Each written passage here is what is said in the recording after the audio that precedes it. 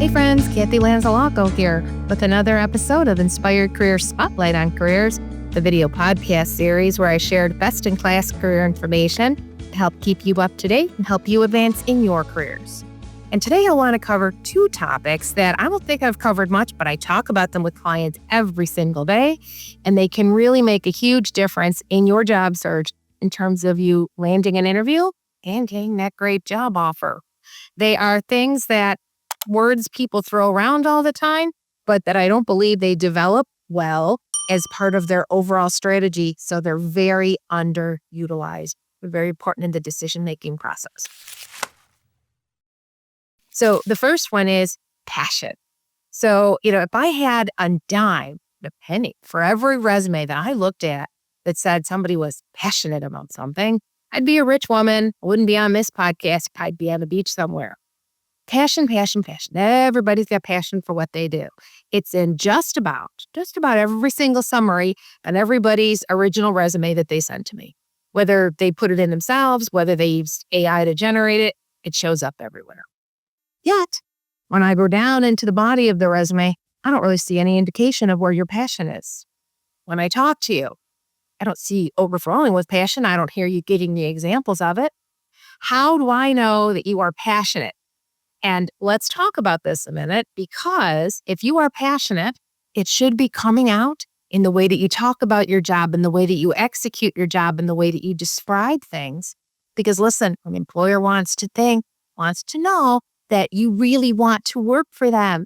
So passionate about the company, passionate about the job, passionate about the team you're in, passion, passion, passion all around. But if you come out with I'm passionate about whatever it is you're passionate about, and you can't describe it, you're not developing it fully, you're missing an opportunity to tap into what is one of the things the employer is really looking for. Fundamentally, what is passion? Passion speaks to their culture.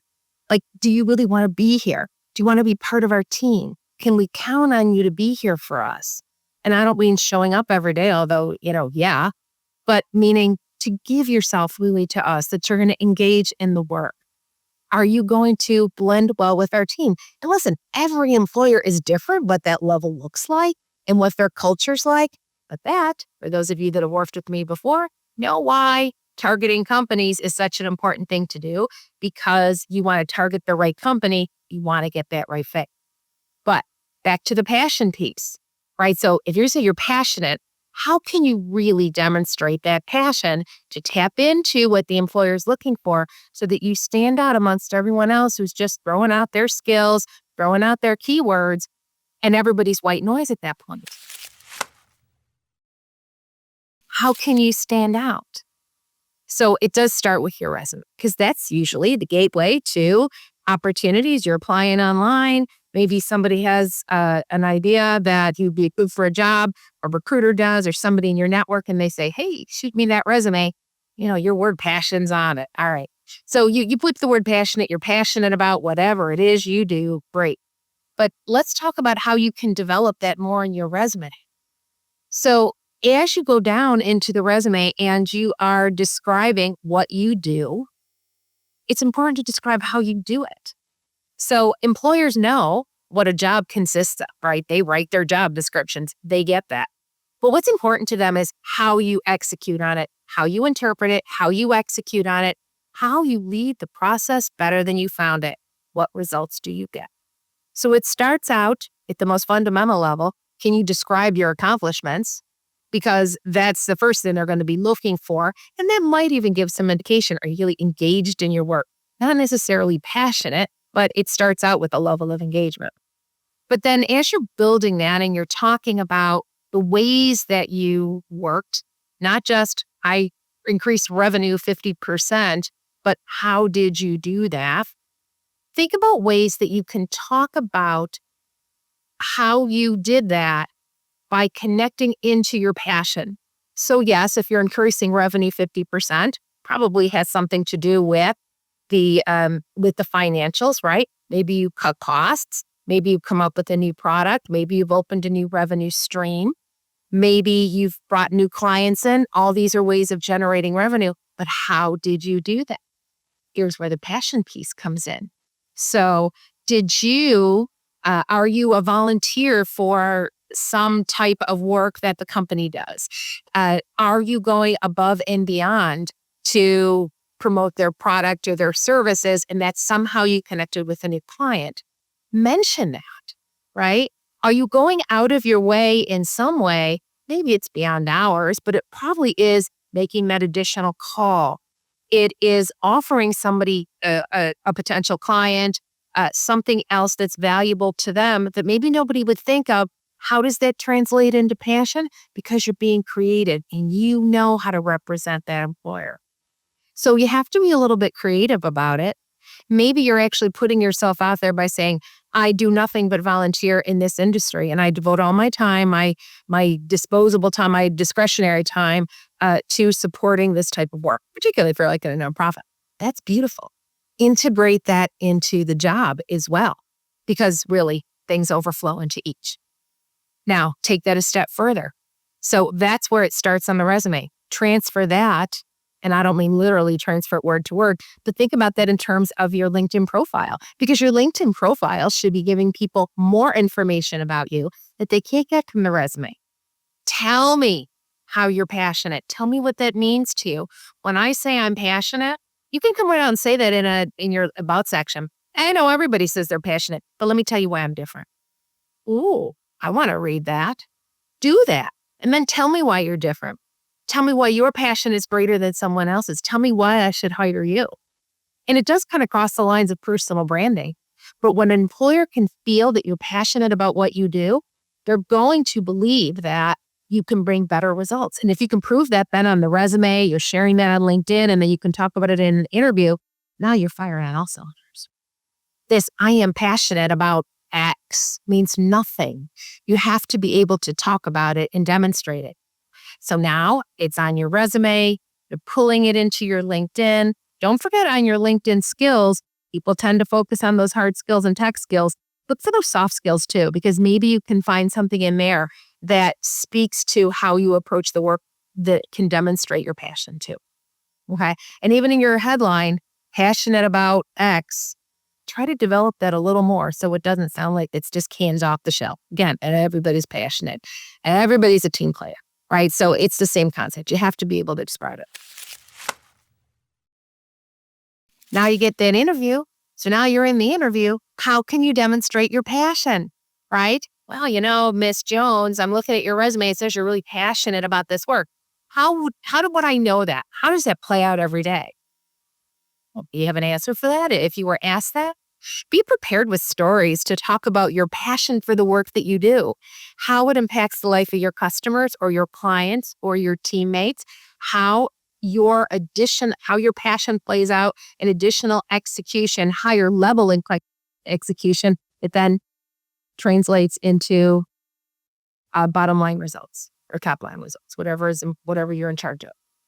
So this is what I'm talking about. Talking about passion itself means nothing. Being able to express it. And listen, when you're talking about what makes you passionate, you will light up. People will be able to feel it from you, as opposed to you just kind of passing out those words or using ChatGPT to just put these words in here. Everybody's adept. Everybody's all these things. So employers want to know that you care about the work you do, that you care about doing it for them, and that you can express that to them, because that will make a difference. And it will make it easier for them to decide, I want you versus somebody else. I want someone to work for here that wants to be here. Because if you're not passionate about the work you do, I got 10 people behind you. That is the job market today, folks. And if you've been on more than 1, 2, 3, 5 interviews, you know this.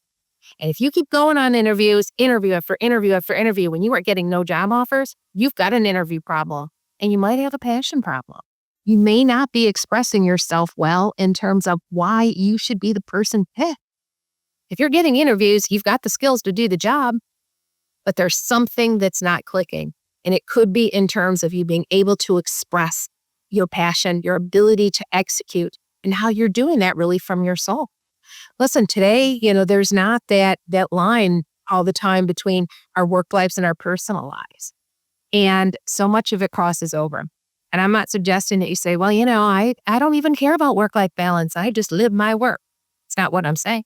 I'm saying for the work that you do, make sure that you think about how it impacts your personal life and how you use your personal life to get better at your work.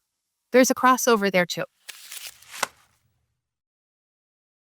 The next thing is about likability. People hire people they like. What is the old saying in business? People do business with people they know, like, and trust, right?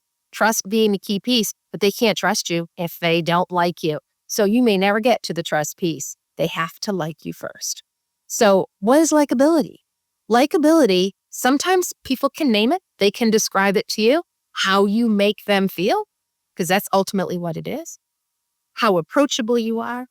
But sometimes they can't even put that into words. They just know from the energy you give off, from the way that you carry yourself, from the way that they can even maybe you talk about others. If you're already in the workplace, they can see how you interact with others. Body language, all these things come into play with likability. Years and years ago, I worked in an organization where there was this woman who kept getting all these promotions and promotions. She had an MBA and she was qualified. And I'll tell you, she got these promotions and she was qualified. Don't get me wrong, because this isn't an anti-woman thing. But I will tell you, she was one of the most likable people in that organization. And I believe that pushed her over for opportunities that at that time men were getting. So it was that likability factor that people just continued to gravitate towards. They wanted to be around her and they wanted to give her opportunities to be around their clients, to shine, to open new areas of business. They couldn't wait to share her with the world. That's who you want to be. That is likability. That is going to get you the promotion. Even if you're not ready for the promotion, that might get you that seat on the next project that you need to get the next promotion. Like get you more money at promotion time. It's going to give you more opportunity than you would have gotten had you just been able to click the boxes and done the work. People want to like you. And listen, that's why people will fire you too. They'll say other reasons. They'll put it into, they'll talk to HR and they'll describe how you're not doing your job and they'll massage the words. But the truth is they don't like you. And they'll find a way to get rid of you. Believe it or not, folks, that's how it works. And if it lands well with you, then you know exactly what I'm talking about.